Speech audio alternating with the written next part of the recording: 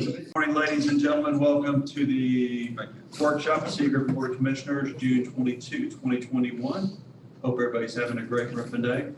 We start off by going over a reminder of implementation of the final phase of water and wastewater rate schedule adopted in 2017 for debt coverage of infrastructure project. Watershed Management Director, Dr. Brant D. Keller will address.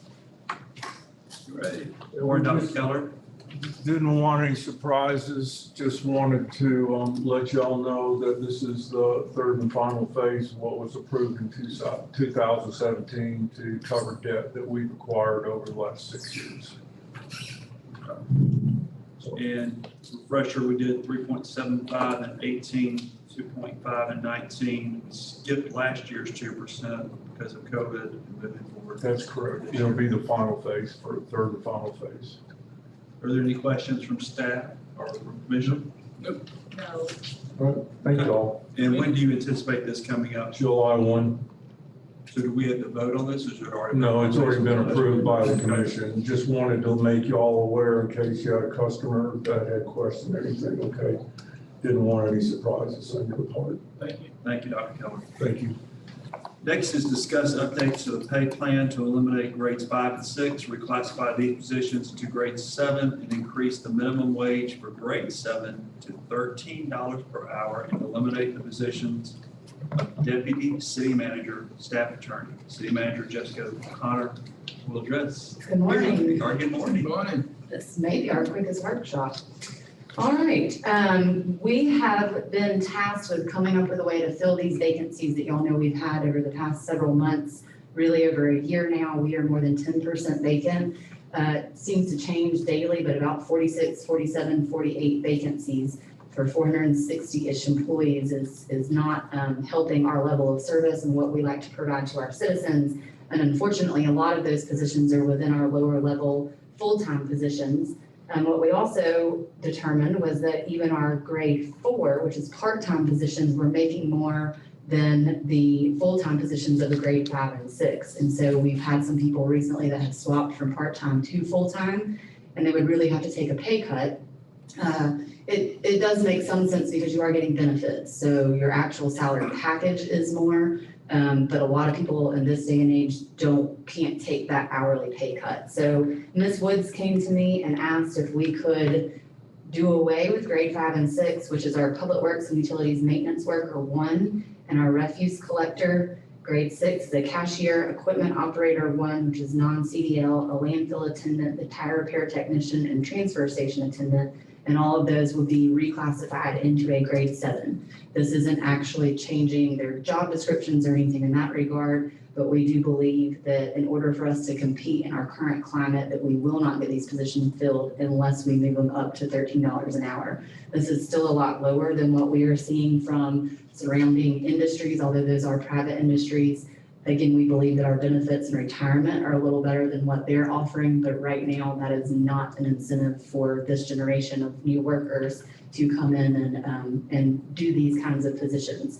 So there are some financial considerations for the remainder of this year, which is really one pay period, is just $2,662. Immediate changes for the next fiscal year equal about $70,000. Again, it changes based on the vacancies any given day, but the current positions that are filled would be a little more than $70,000, and that is citywide. If we can fill all of the vacant positions, then the total amount would be about $122,000, so an additional about $50,000. And that is pretty much divided up amongst general fund and then solid waste. We know that solid waste had a problem this year anyway, trying to balance in FY22, but we think that if we can get these refuse collectors in here, equipment operators in here, then we can increase that level of service for commercial and our transfer station and landfill. Of course, residential is just based on housing, but we do believe that it will help us with revenue in that regard, and we'll be able to offset that. At this time, Mr. Schwab has suggested that we do these budget amendments just through our quarterly cleanups instead of trying to come back now, since we don't know what exactly that change will be. And because of our vacancies, we may not need to do a budget amendment right away. That unexpended salary will be able to cover that increase until we are able to fill some of these positions. So we're looking at maybe a first or second quarter of FY22 that we would do a budget amendment. And the $2,600 for this fiscal year, we don't need a budget amendment because of all the unexpended salaries that we have throughout all of our funds.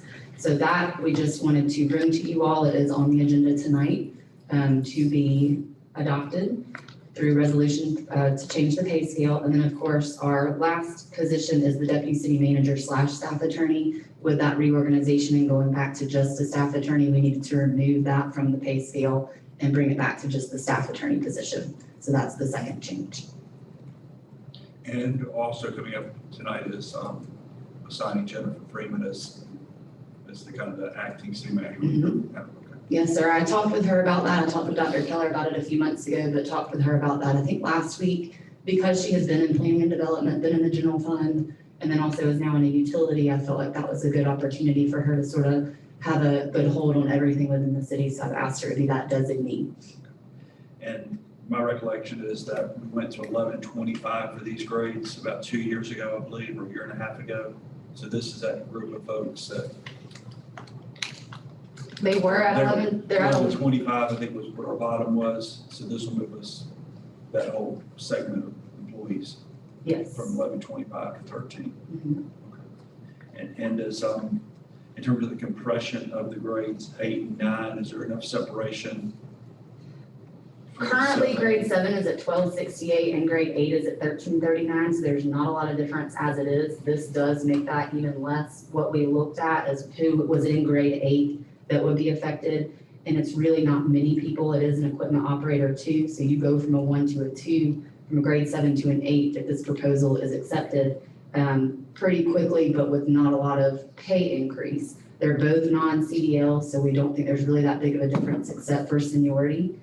There's also a water person and a senior records clerk within the police department, so you're talking a handful of people, 5 or 6 I think it was. So there's not much difference. What we also think will help in this change is because we are doing our pay for performance. We hope that those grade 8s will be able to move up with their performance increases, and so they won't stay at that minimum for long. Are there any questions from the board? Yes. Yes, ma'am.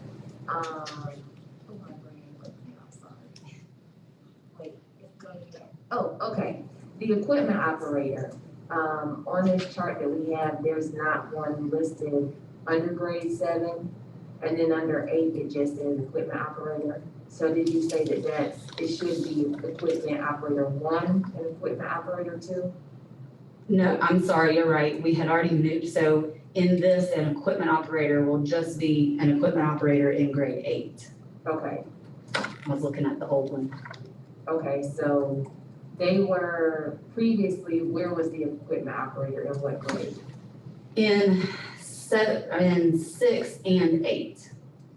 Okay, so removed it from 6 and just if you're an equipment operator, period, you're an 8. Yes. Okay, And these equipment operators, just so y'all are aware, are from Public Works and Watershed. These are mainly your grass cutters, your right-of-way maintenance workers. So the ones that are sort of the labor, it used to be called a labor position. We upgraded that position a few years ago because nobody wanted to be a laborer. And so we sort of changed that title to equipment operator. This is not actually somebody driving a truck.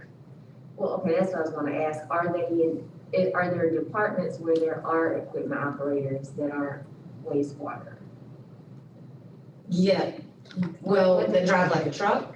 Well, just in general, if we're saying equipment operator, what other departments have, That's Public Works and Watershed Management. and that's it? That's it. And then when you get to the actual truck drivers, the equipment operator, Class A, you have Solid Waste, Public Works, and Watershed Management, which is a grade 12.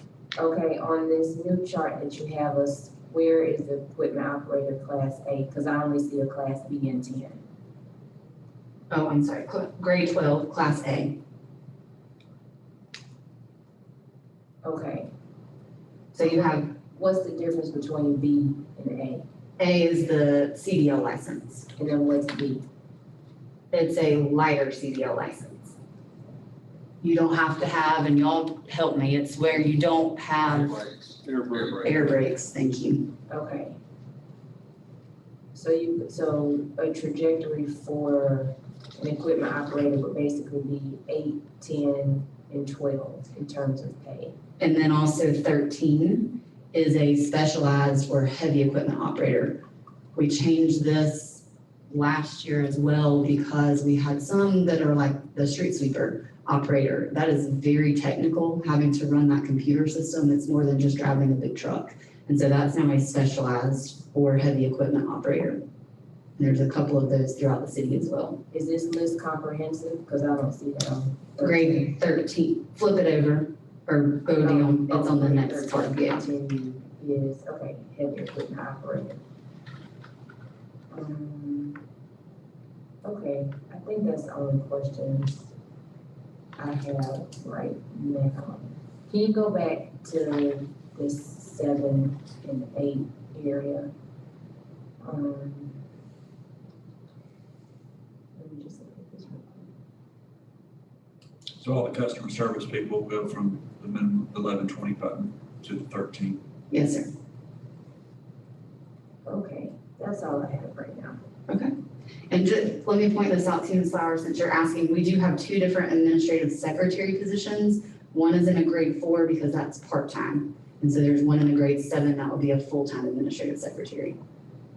Do Okay, you notice that distinction? So part-time positions are grade 3s and 4s, and then your full-time start at grade 7. okay, and then part-times aren't getting any benefits, correct? Correct. Okay. Okay. That's all. Anybody else? Nope. Good job. Thank you. Do we have anything else that you'd like to throw at us? That's where we have to at 12.